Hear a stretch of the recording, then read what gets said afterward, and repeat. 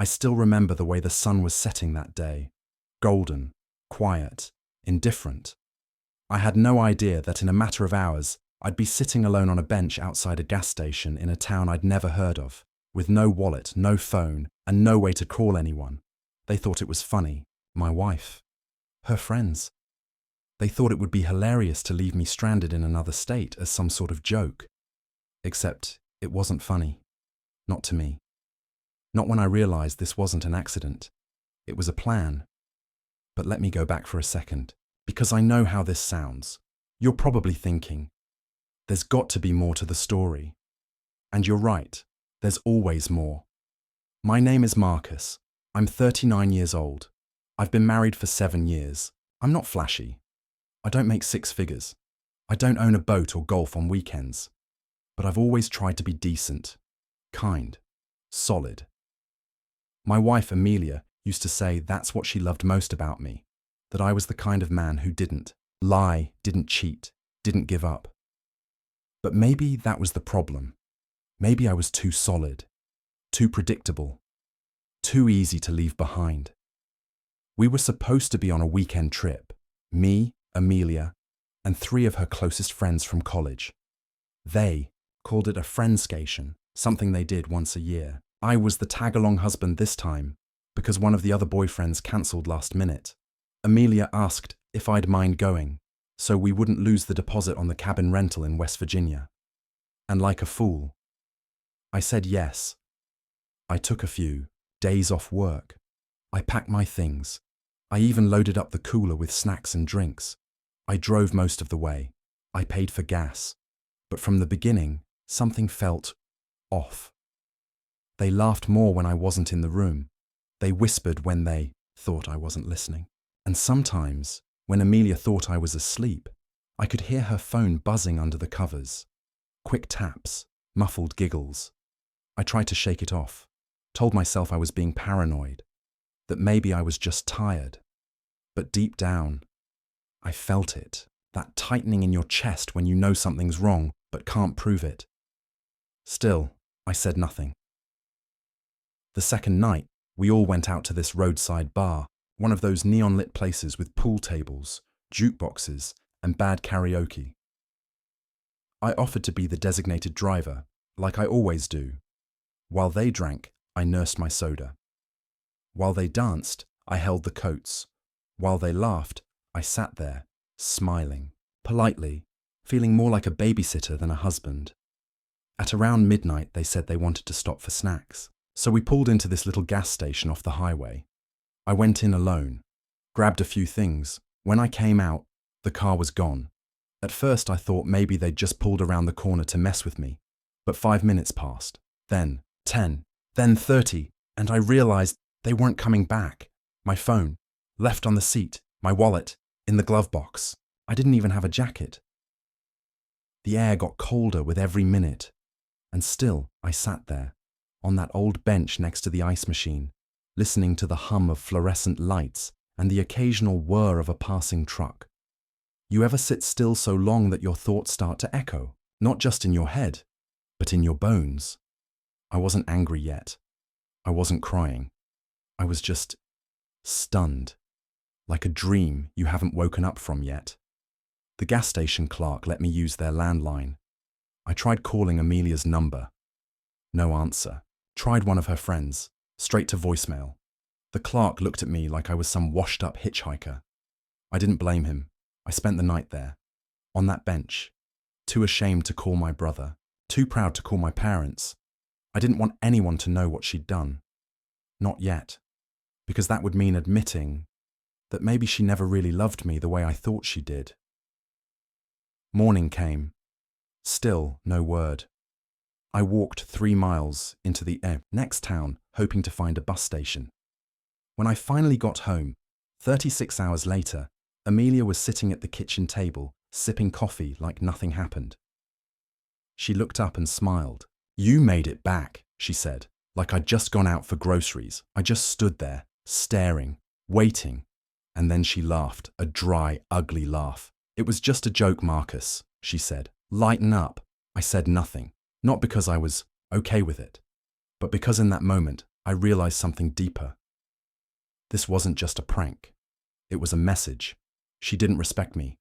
Neither did her friends. And I think that hurt more than being left behind. Because the woman I loved, the woman I promised forever to, wasn't just cruel. She was indifferent. But I want you to remember something. I didn't yell. I didn't throw anything. I didn't call her names. No, I just nodded. Quietly.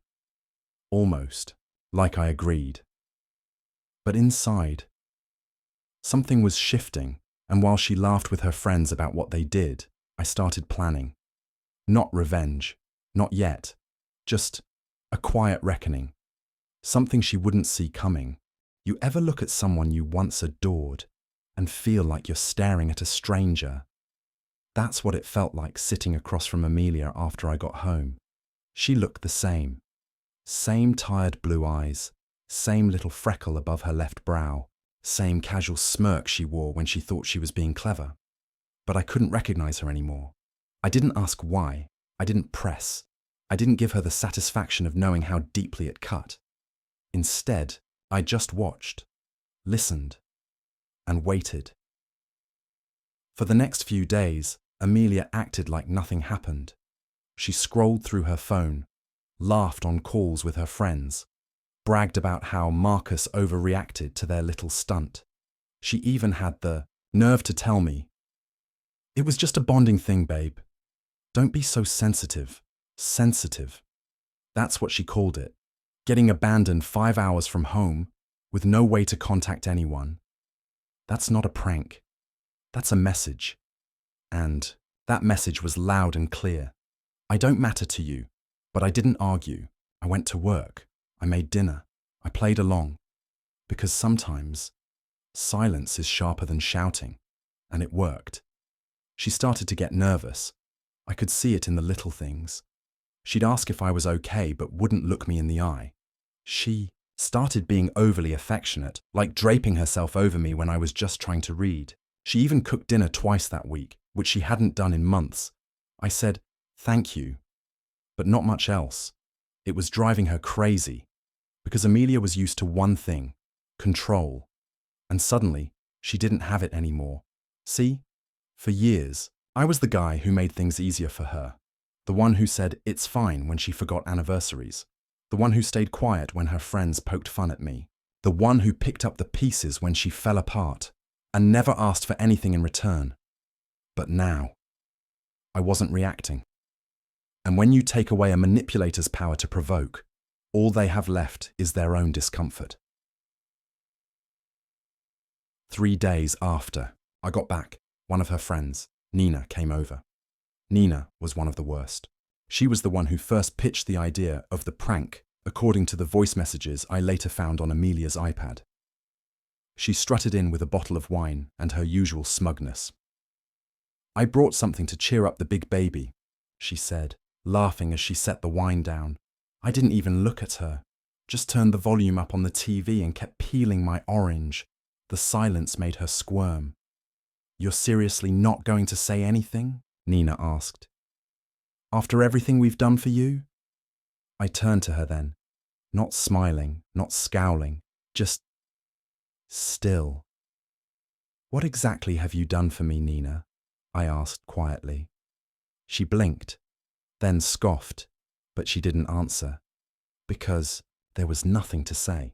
That night, Amelia came into our room looking guilty, the kind of guilt that doesn't come from a conscience, but from fear. "Are you still mad?" she asked, standing in the doorway. I closed my laptop and looked up at her. "No," I said, and I meant it, because I wasn't mad anymore. I was finished. She sat on the edge of the bed like she was about to cry, but no tears came, just sniffles and half-hearted apologies. "I didn't think it would hurt you that much," she whispered. "I thought you'd laugh it off, like always." There it was.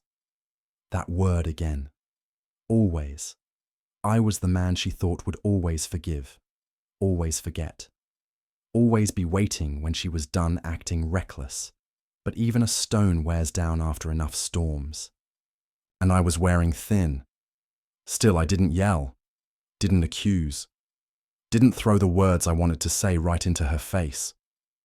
Instead, I took a deep breath and gave her a look I don't think she'd ever seen before. "You made your choice, Amelia," I said calmly. "Now I'm making mine." I could see the panic set in behind her eyes. She tried to grab my hand, but I pulled away. That was the first time I saw her truly afraid. Not of what I'd do to her, but of what I wouldn't do. I wouldn't play the fool anymore. The next morning, she was up early, made breakfast, left a note on my lunch bag that said, "Love you. Let's talk tonight." But I had other plans. I stopped by a lawyer's office on my lunch break. I didn't file anything yet, just asked questions, asked what my options were, what I needed to prepare, what evidence mattered. Because even if I wasn't ready to leave yet, I needed to know what leaving would look like, and I wanted to be ready, quietly, thoroughly. That night, she cooked lasagna, lit candles, played that acoustic playlist she knew I liked. She was trying to rewind the clock, to pull me back into the world where she held all the cards, where I was the dependable husband and she was the whirlwind. But something had shifted. "I've been thinking," she said softly as we ate. "I might quit my job, spend more time with you." I nodded. "That's nice." She leaned closer. "We could take a trip, just the two of us, start fresh." I smiled, but it didn't reach my eyes. "Sure," I said. And in my mind, I already knew where that trip would take her.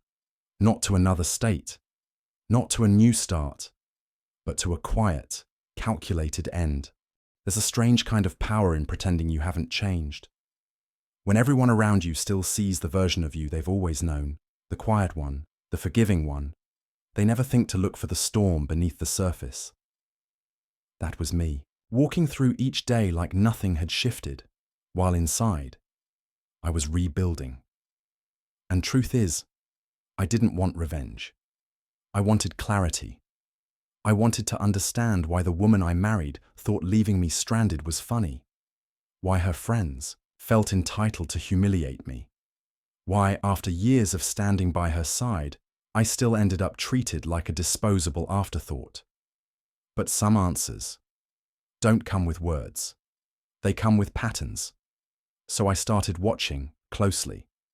I paid attention to Amelia's phone habits, the way she'd suddenly flip its screen down when I walked in the room, the texts she'd send at 1 a.m., then delete, the calls she'd take outside in the car, in the driveway, engine off. One night, while she was in the shower, I did something I hadn't done in our entire marriage. I checked her iPad. She'd synced her messages without realizing it. And there it was, the whole disgusting truth. Screenshots of conversations between her and her friends. A private group chat, ironically titled "The Girls Are Savage," where they joked about the trip, about me, about how they should have left me in a motel next to a landfill, just for laughs. Nina had written, "Bet Marcus still says I understand with those sad puppy eyes. That man's a walking doormat." And Amelia, she replied, "He'll get over it. He always does. Just got to cry a little and cook his favorite meal." That one broke something in me. Not the insult, but the assumption that I'd never leave, that no matter what, I'd stay. And as I kept scrolling, I saw more. Flirtatious messages with a man named L. Photos. Nothing explicit, but suggestive. Inside jokes that I clearly wasn't a part of. It wasn't just betrayal. It was contempt. So, I did what any man with quiet dignity and a long memory would do. I began collecting. Every message, every screenshot, every timestamp. I created backups. Uploaded them to cloud storage she didn't know existed. I met again with the lawyer. This time I brought documents, chat logs, photos, even a copy of our joint account statements showing strange purchases she made while I was away. Hotel bookings, Uber rides in cities she claimed she never visited. But I still didn't confront her. Not yet, because I wasn't ready to just end it. I wanted her to feel it first. Amelia had grown used to my silence. She thought it meant submission, but silence, when chosen, can be a weapon. And the first cut came quietly. I removed my name from a few accounts, streaming services, shared passwords, little things she depended on. I moved half my paycheck into a separate bank, one she didn't know about. I set up mail forwarding to a PO box. She noticed eventually. "Hey," she asked one evening, "did Netflix log you out too?" I shrugged. Must be a glitch. Her smile twitched. Not enough to say anything, but enough to show she was paying attention now. Then came the next phase. I started staying late at work, or at least, that's what I let her believe. Truth is, I was seeing someone, not romantically, therapeutically. Her name was Gwen, a counselor, not for couples, just for me. Because I wanted to make sure that when I finally walked away, I'd do it with a steady hand, not shaking fists. With clarity, not chaos. Gwen didn't give me advice. She just asked the right questions. "Why are you still there, Marcus?" And I realized I wasn't. Not really. I'd already left the marriage, emotionally. All that was left was the logistics. Still, Amelia didn't suspect a thing. If anything, she thought the tides were turning back in her favor. She started calling me babe again, leaving little notes on the mirror. Once, she even pulled me aside at a family gathering and whispered, "I know I've been a brat lately. I'm working on it. But apologies without truth mean nothing. They're just strategies." One day, she invited all her friends over for wine night. Nina, Claire, Michelle. The same three who left me out there in the cold, 5 hours from home. They were sitting on our couch, drinking rosé, laughing like sorority girls. When I walked in, their laughter died down. "Marcus," Nina said, raising her glass. "Long time no see. Still holding grudges?" I smiled, but not the kind of smile they were expecting. It was the kind you give right before a final move. Calm, controlled, cold. "No grudge," I said softly. "Just learning who people really are."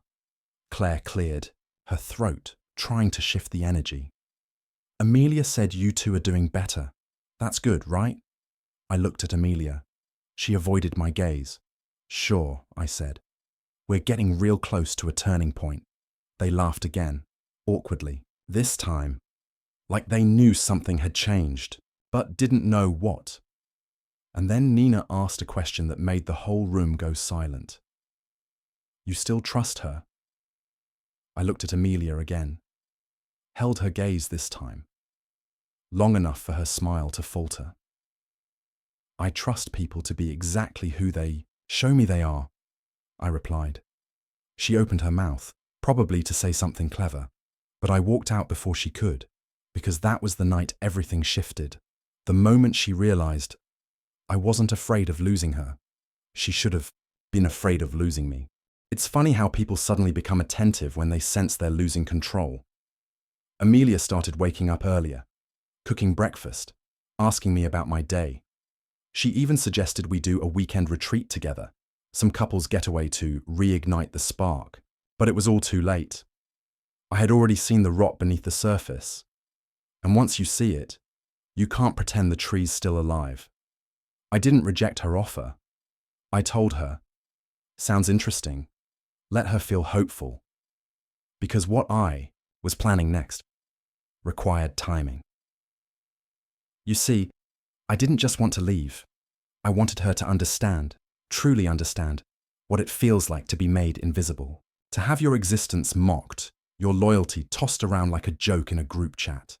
She needed to feel it, bit by bit.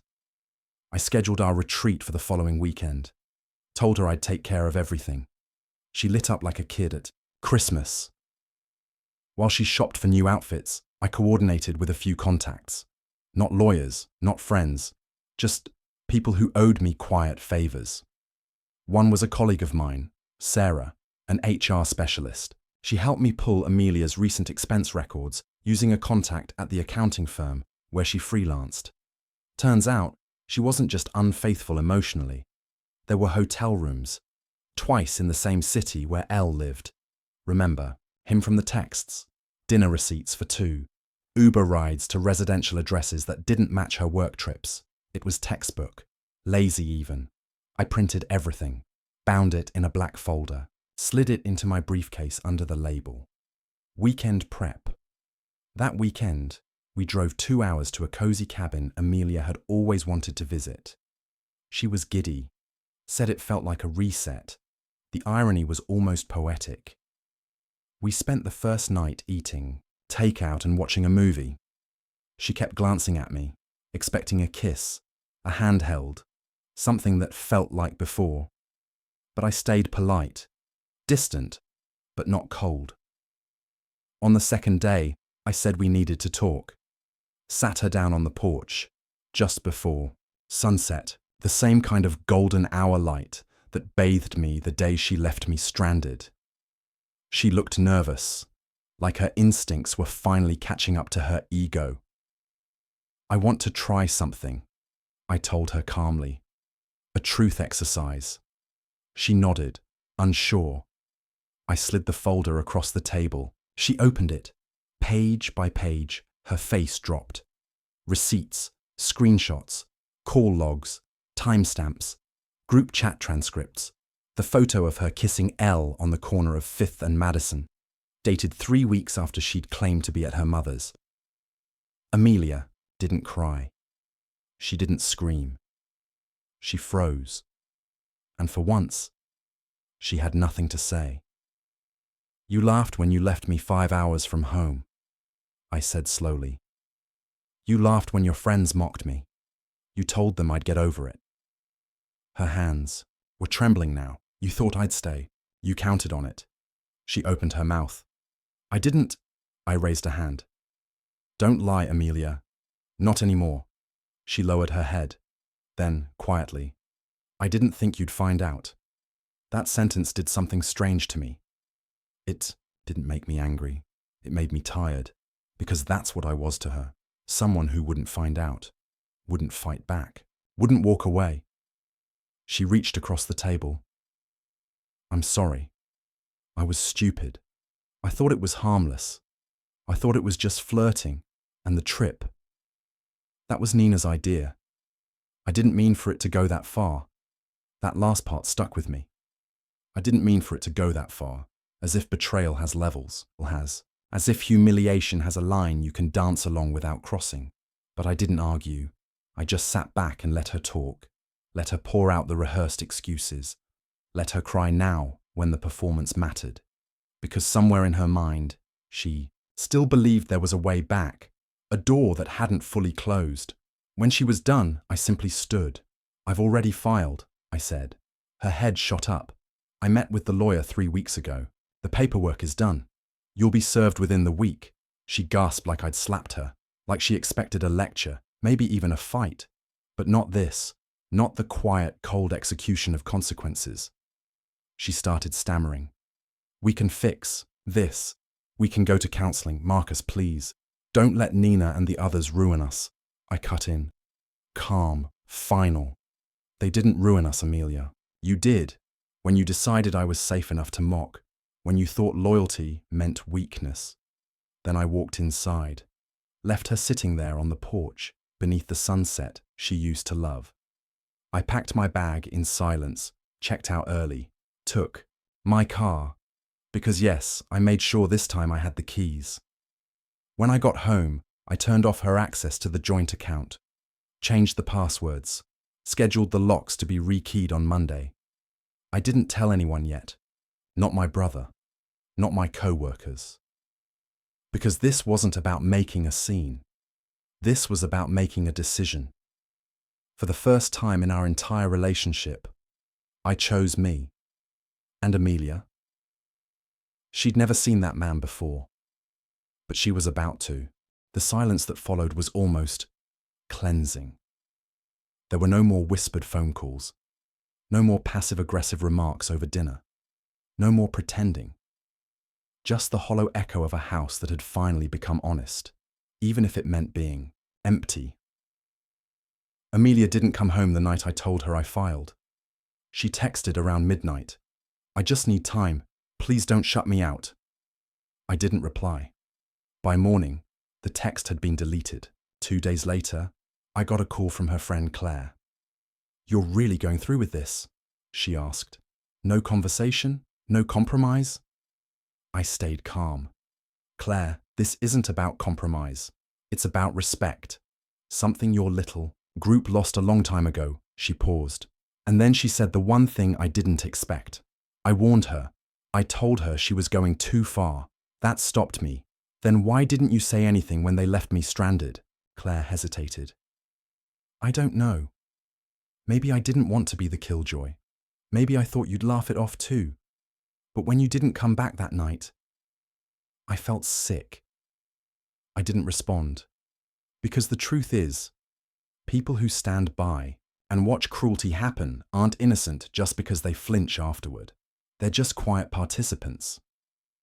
Later that evening, I got home to find Amelia on the porch. She looked like someone had drained the colour from her. No makeup, no carefully rehearsed sadness. Just the reality of loss settling into her bones.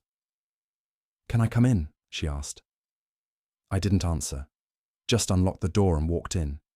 She followed, like a ghost, unsure if she was welcome in the home she once ruled.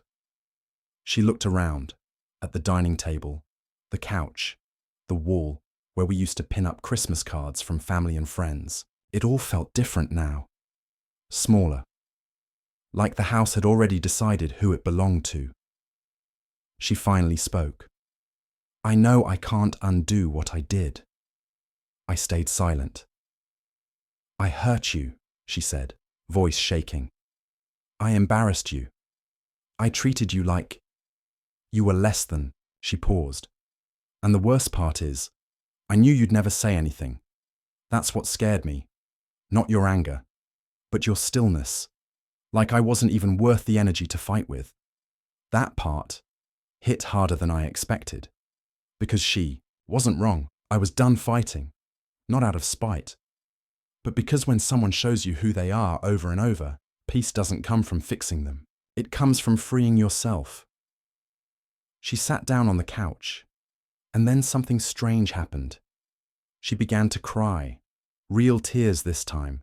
Not the performative ones she used to use when cornered, but the kind that fall slow and heavy, like each one carries a piece of a life she knows she's about to lose.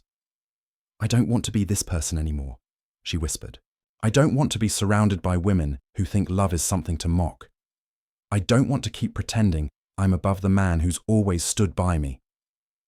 I watched her, but I didn't move, because part of me wanted to believe her, but the rest of me knew. This wasn't her breaking point. It was her survival instinct. She was watching the walls collapse and scrambling to find a door. Any door. I'm willing to cut them off, she said suddenly. Nina, Michelle, all of them. I'll block their numbers. I'll delete the group chat. We'll start fresh. I almost laughed. Not because it was funny, but because it was too little, too late. You think cutting them off will fix what you did? I asked. She looked stunned, like no one had ever challenged her sincerity before. You didn't cheat on me because of them, Amelia, I said softly. You cheated because you wanted to.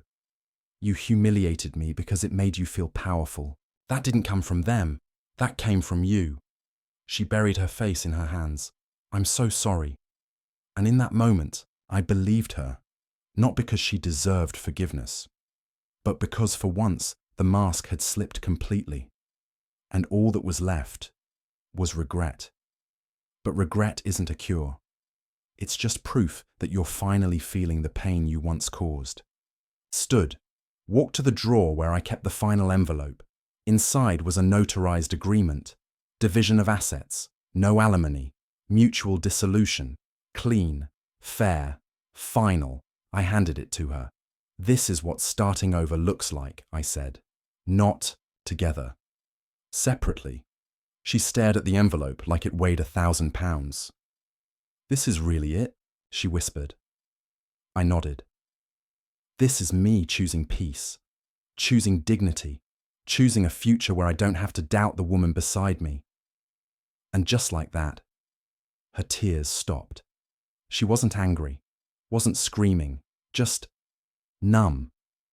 Because when you lose someone who kept forgiving you, it's not loud, it's devastating in its quiet. As she left that night, she paused at the door. "Do you still love me?" she asked. I looked at her, and for the first time in a long time, I didn't feel sorrow. I felt freedom. "I don't know," I replied, honestly. "But I know I love myself too much now to stay." She left without another word, and as the door clicked shut behind her, I felt something lift. Not joy, not revenge, just release. The first breath of a life I'd been holding back for far too long. If you've ever reached the moment where your pain turns into purpose, you know it doesn't feel like victory. It feels like clarity.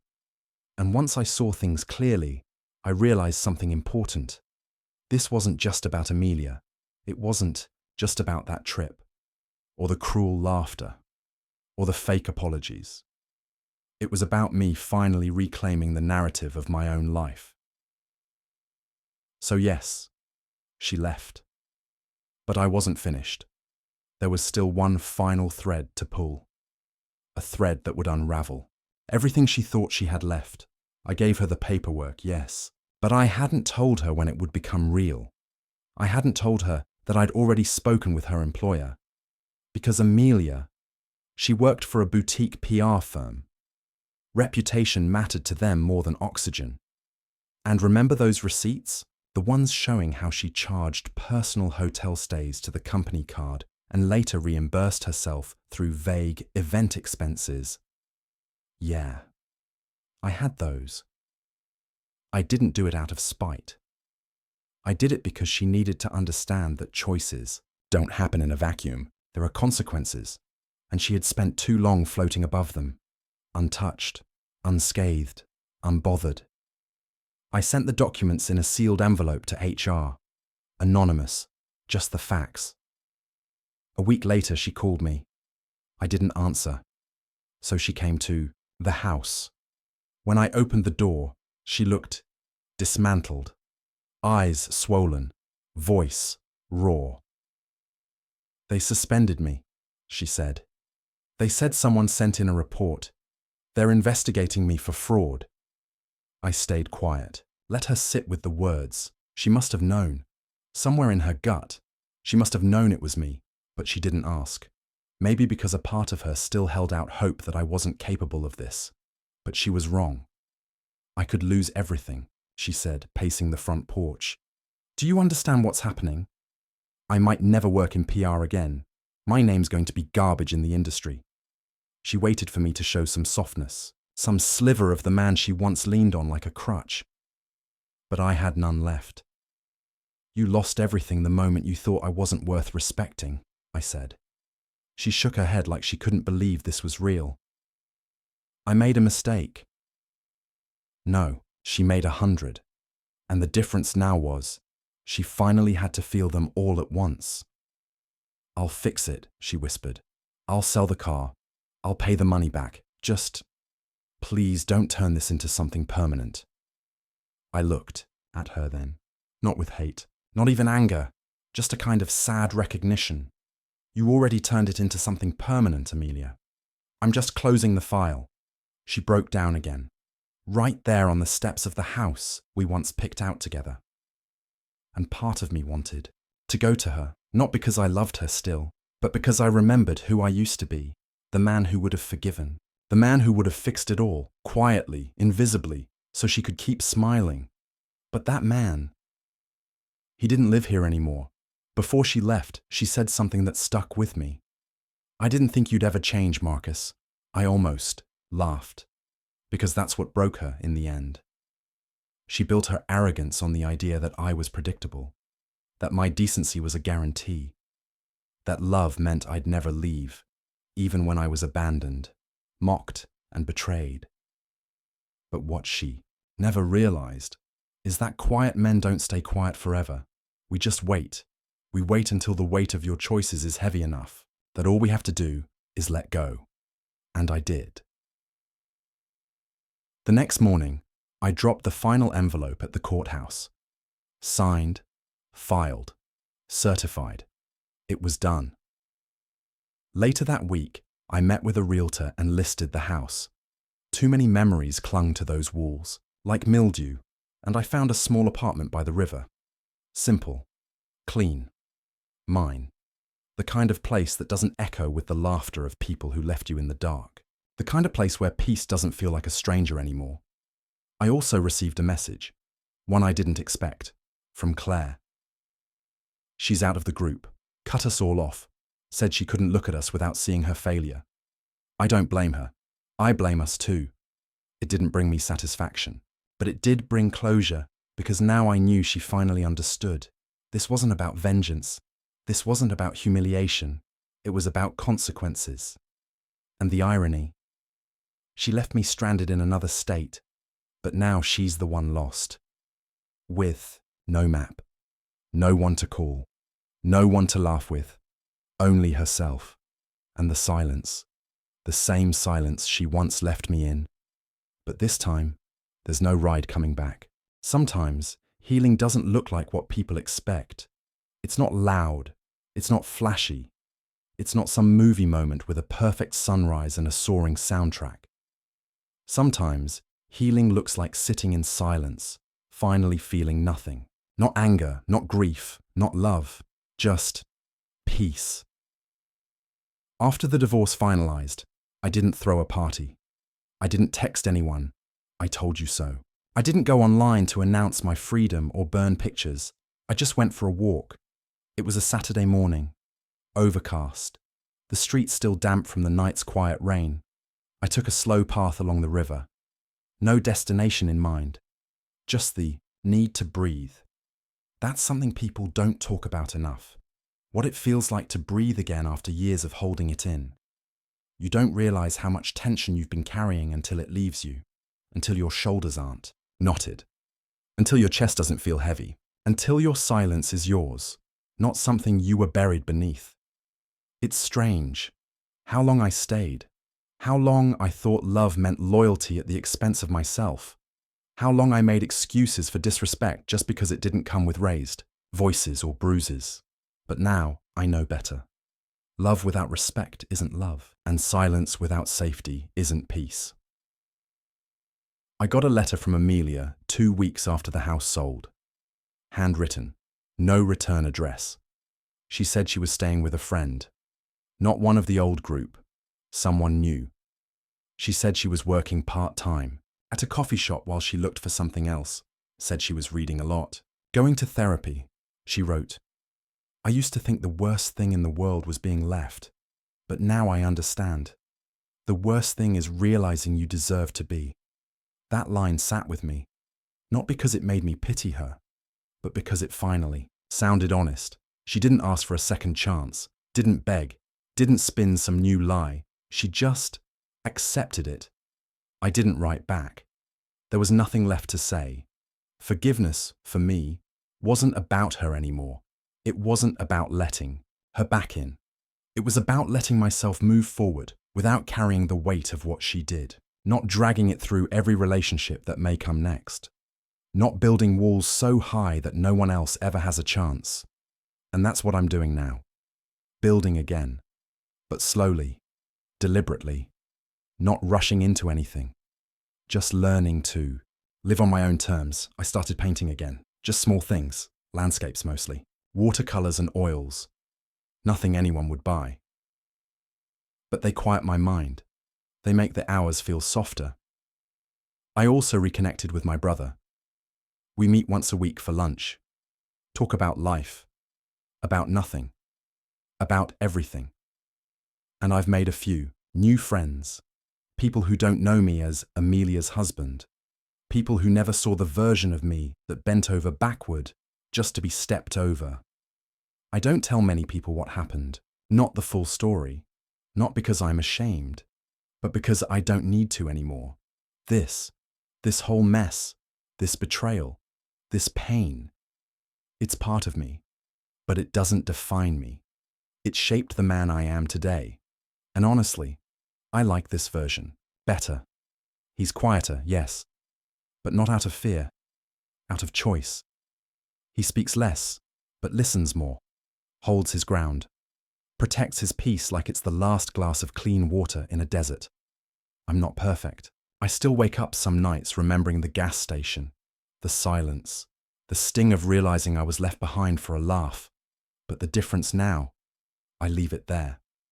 I let the memory pass through me like smoke through open windows. And when the sun rises, I keep going, because the truth is, I wasn't left behind. Not really. They left me in another state. They laughed, they mocked, but I didn't stay broken. I didn't stay stranded. I stood up. I came home. And then piece by piece, I built a new life from the rubble they thought would bury me. And now I walk lighter. I sleep deeper. And I breathe like a man who earned every inhale. So if you're watching this, and you've been there, if someone made you feel small, disposable, invisible, let me say this. You are not weak for staying. You are not foolish for hoping. But when the time comes, and trust me, it will come, don't be afraid to choose yourself. Walk away, stand tall, rebuild, not to prove anything, not to get revenge, but to return to yourself. Because the people who laugh at your pain, they don't deserve a seat at your peace. And if you felt this, if this story made something stir inside you, please consider subscribing to this channel. Toxic Truths isn't just stories, it's survival, it's healing. It's for all of us who found strength in the quiet and came out stronger on the other side. I'm Marcus, and this is not my ending, it's just the beginning.